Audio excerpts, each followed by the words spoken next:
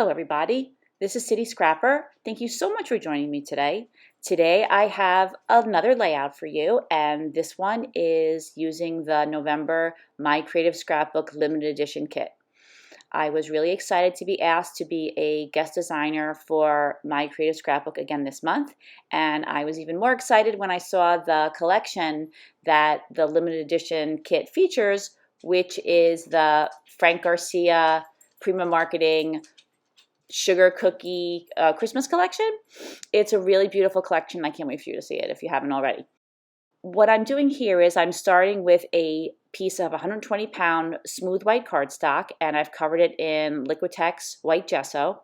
And I'm using some of my Finnabair modeling paste to put through the stencil that this came in the kit, and just going all around the heart that you saw me trace around. Now I had that heart in my stash. If you wanted to make a heart and you don't have a die cut machine, it's so simple to make a heart. If you fold a piece of paper in half and cut in a heart shape, it'll turn out just great. So as you can see, I finished putting that stencil all on the background, and I put that aside to let it dry. Now I'm taking the inside of the heart and I'm taking my leftover papers, and at this point I've made 3 layouts using this kit. I put aside 1 1/3 pieces of paper for another layout I had in mind, but I did have quite a few leftover scraps of paper that I thought this technique would be perfect with. I just love taking the leftover scraps and cutting them, either tearing them or cutting them in strips and putting them together. You get to see all the colors of the collection all close together, and I just love the way that it turns out. I love the impact of having all the papers, or many of the papers from the collection, all in the same place.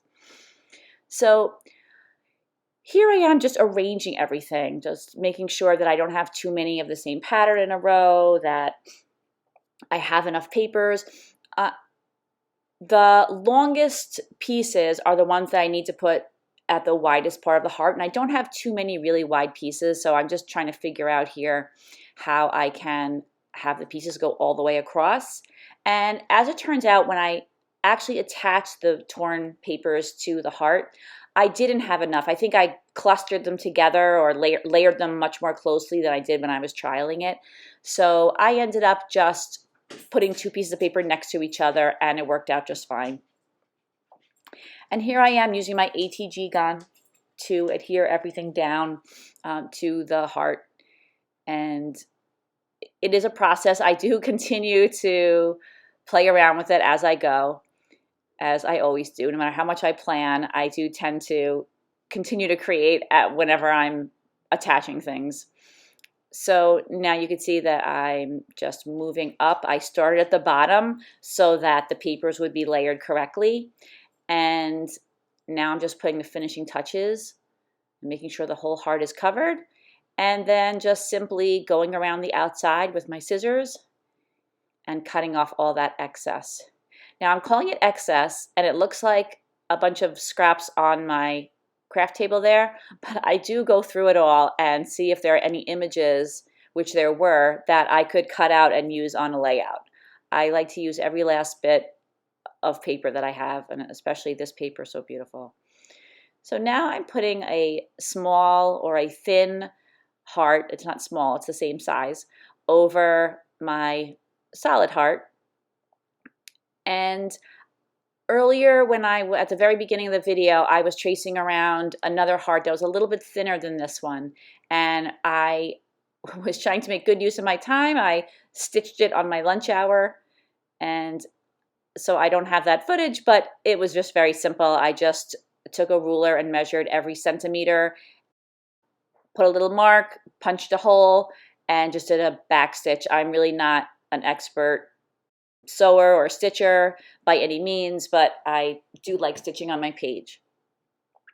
So now I'm trying to mix the colors that I'm going to use to put a little almost halo of color around the heart.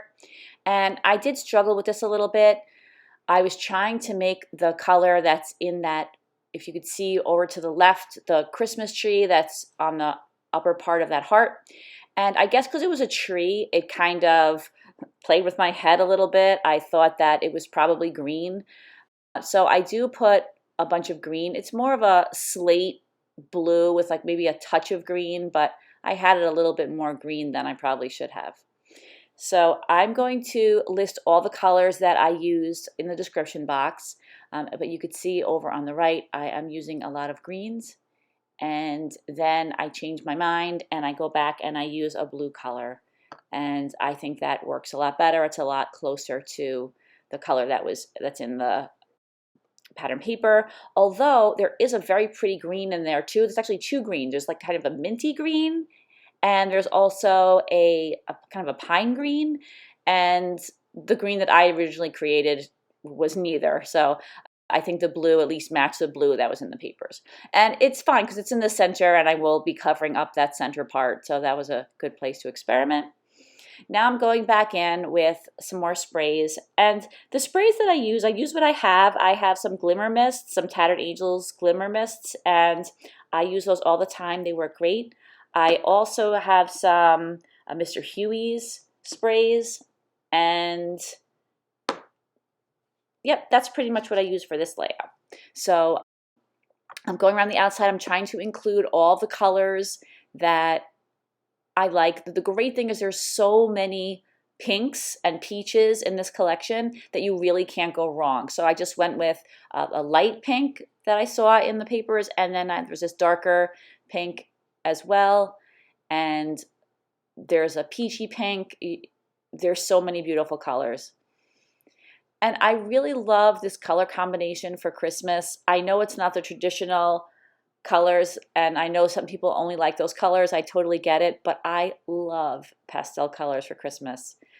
When I was a little kid, my mom took me to Macy's in Manhattan, and they had just an incredible display, and one of the trees was all pastels, and ever since then I've just been in love with that idea. I never saw it before then. So anyway, getting back to the layout, I am done with all my inks. And now I'm putting some water down, trying to lift up some of the color.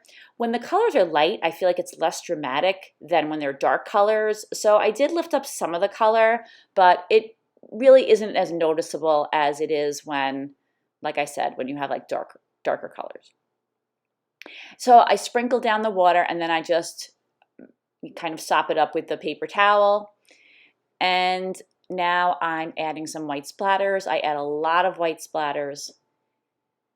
I always add a lot of white splatters, and I just love the way it just brings everything into like a cohesive unit, and just makes, I don't know, makes everything look like it was meant to go together. So now I just thought I would add a little bit more pink in spots where I thought that it looked a little bare. And I like the way this looks. I didn't really, though, want it to be a defined line between the color and the white background. So now I'm going in just with a lot of water and a paper towel and just trying to blur that line between the paint and the background, between, you know, the color and the white space. So the next thing that I do is I take my some cardstock, some solid cardstock. This is just some scraps from my stash, and I cut out some pine leaves, or pine needles, I should say. And I do keep a large collection of florals for every season. I really like adding florals, especially when there are flowers. The Prima flowers look so beautiful. They always come with leaves, but I feel like they look even better when there's a little bit more foliage behind the flowers. So I'm using something that I found in Joann. I think it's called Tex, and I just saw it on sale last year and I picked it up, and it's really nice. It creates a nice glittery finish. And then at the end there, I was sprinkling on a little bit of diamond dust that I happen to have in my stash. The next thing I'm doing here is I am trying to distress the edges of all those ripped pattern papers, and I'm struggling a little bit because I put the adhesive too close to the edge. So now I'm just taking one of my dollar store palette knives and just trying to get in there and distress it a little bit more. And I know sometimes people will say like, oh, you know, you cover up so much of what you make. I hear a lot of talk about that on, various scrapbooking platforms. And it's true, you do cover up so much of what you make, but I feel like each layer adds so much to the final product that even if something gets covered up, some piece of it is showing. So I think it's worth it. And I just love the way this looks with the tattered edges looking like extra tattered. I like the texture that it gives to the page. So just finishing that up, wrinkling and distressing. And I have to apologize for that light. I usually try to turn the light off when I do my process videos, but I forgot this time and I can't see it, so I'm so sorry that that came out and is making a big reflection on the table. So I want to put my photo in the center there, and I don't have a piece of cardstock that's really that exact same color. I was shocked because I, like many of us, I have quite a bit of cardstock, but I couldn't find that exact color. So I just took a piece of white smooth cardstock and I used some of the same sprays that I used on the background. And now for the part that I love, which is the embellishing. So there's tons of flowers in this kit. I have to really hold myself back from not going totally crazy. So I picked the larger flowers for this particular layout, and I'm using the pine needles that I had just made and arranging them behind the flowers. And the right cluster just gave me so much trouble, and I can't really tell you why. The one up on the left just seemed to come together, and the way I put it down initially looked good to me, but that one on the right, I fussed with it a lot. So it will probably change by the time you see the finished product at the end from now. I think at one point I took everything off and just redid the whole thing. For some reason, I just didn't like the way it was looking. That's why I don't glue anything down till the very, very end, because I do tend to kind of reassess as I'm going and decide whether I like things or not, and often I feel like things need to be moved around. So I'm just arranging things and trying to get everything, just the way I like it, putting the right foliage on there or the pine needles on there. And now I am looking for other embellishments to put on there. I have that cute little truck and those ice skates, which I thought were super pretty. There's that beautiful tag. Most of those things do not make it onto the layout. I use them on other layouts. I love those little snowmen.